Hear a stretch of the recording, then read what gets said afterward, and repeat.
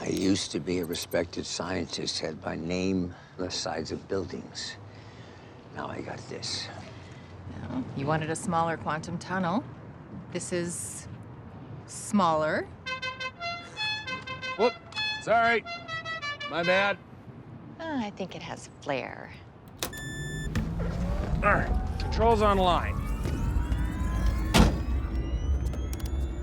The collection unit activates when you decouple it. It should automatically start absorbing quantum healing particles. Also, make sure you stay out of the tardigrade fields. They're cute, but they'll eat you. And don't get sucked into a time vortex. We won't be able to save you. Okay.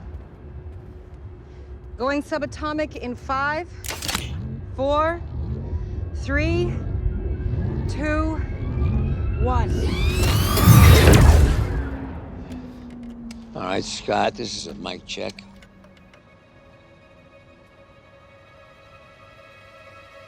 Mic check, 1, 2, 1, 2. How's everybody doing tonight in the quantum realm? Scott, we read you. I just want to make sure.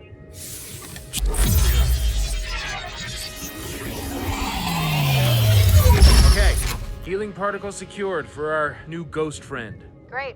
Preparing for re-entry in 5, 4, 3. Hello? Ha ha, very funny. Hank, quit screwing around. You told me yourself not to screw around. Hank! Hope? Janet! Guys. Guys. Okay, seriously, don't joke around. Bring me up, let's go. Guys! So this is a scene we cut from the movie. It is Hank and Janet in the quantum realm. I really quite like this scene. They're making their way back to the pod, and she's explaining a bit about the quantum realm. Just a hint, and they come upon this quantum creature, a very large, threatening creature, and Janet knows how to handle her business. It was important here to sort of show a scene where there's no combat, but she has this device, this piece of technology that's similar to, say, the Babel fish in Hitchhiker's Guide to the Galaxy that's able to translate, and she's able to sort of broker a temporary peace deal with this creature, and it moves along. She assures them that they're just passing through, and you see Hank's reaction there, which is quite fun.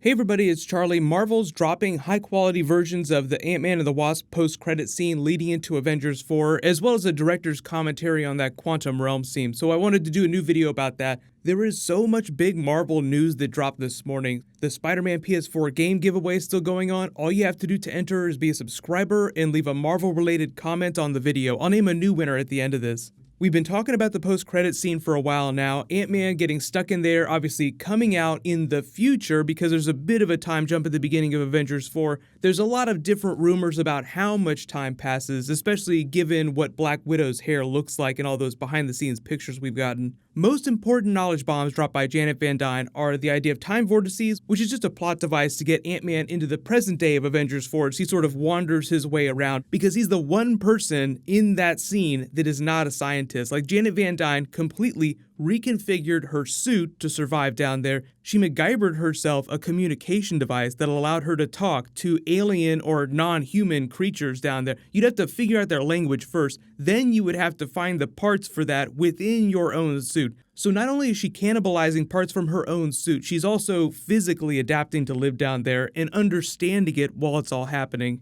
Love that he name-dropped Hitchhiker's Guide. Now, Scott Lang gets stuck down there. He just spends a lot of time bumping around, wandering. Now, there are obviously 3 ways that he can get out of there. 1, he could accidentally just bump into a time vortex and get sucked out into the future, which is where he meets all the Avengers. 2, he could bump into one of the quantum beings that live down there. They help him find a way out. He still falls into a time vortex and winds up in the future. And 3, somebody else from the outside helps him get out, like his daughter Cassie Lang. If she's going to be an older version of herself, she obviously seems very capable and intelligent. Maybe they have a funny repeat of the plot of Ant-Man and the Wasp, like where they're communicating with Janet Van Dyne down in the quantum realm, where Cassie does the same thing with her father, Scott.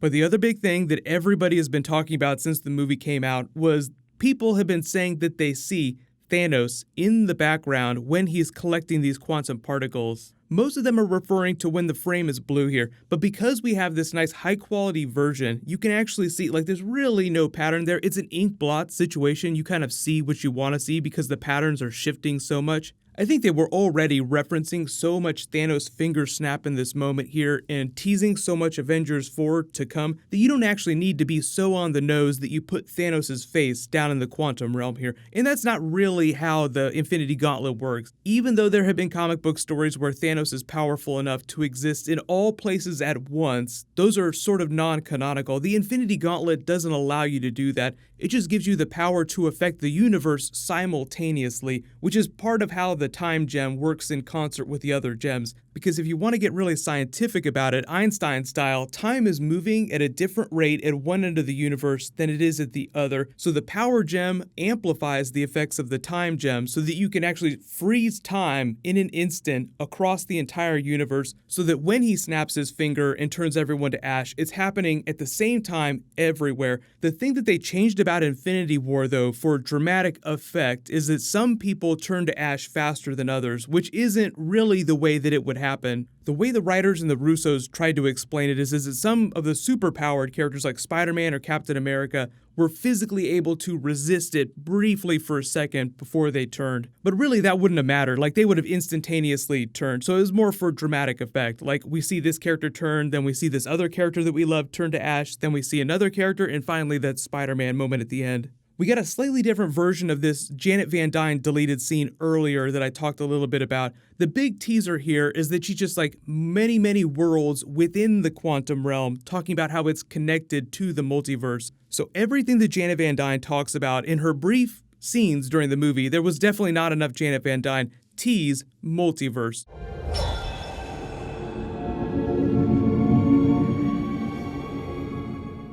So there is a video that I'm working on about mutants in the MCU and her quantum healing powers and how her body has changed while she was down in there. That'll probably post later this week because that gets into the Fox Disney stuff because obviously we're going to get X-Men and legit mutants in the MCU. But the way Marvel has been setting itself up since Scarlet Witch was introduced is that they already have mutants. It's just they couldn't use that term legally because it belonged to Fox because of their copyright. But no worries, Disney's dropping their big Aladdin trailer tonight during football, so let me know if you want me to do a video about that. There's a whole bunch of other Avengers 4 stuff that dropped this morning about Brie Larson's Marvel contract, Thor and Rocket wearing special new armor, including Captain America. So I'll try to get to everything in the next couple of days. I'm still working on Venom Easter eggs, so that'll post really soon. Just let me know which videos you want me to post first. No worries. Congratulations, Marcus Green. You're the giveaway winner from my last big video. Please email me on the About page of my channel so I can get your contact details. We're all hoping for Adam Warlock soon. Click here to learn about the Guardians of the Galaxy scenes during Avengers 4 and how they've changed. Click here for that new Venom Carnage teaser. Thank you so much for watching. Everybody stay awesome. I'll see you guys tonight.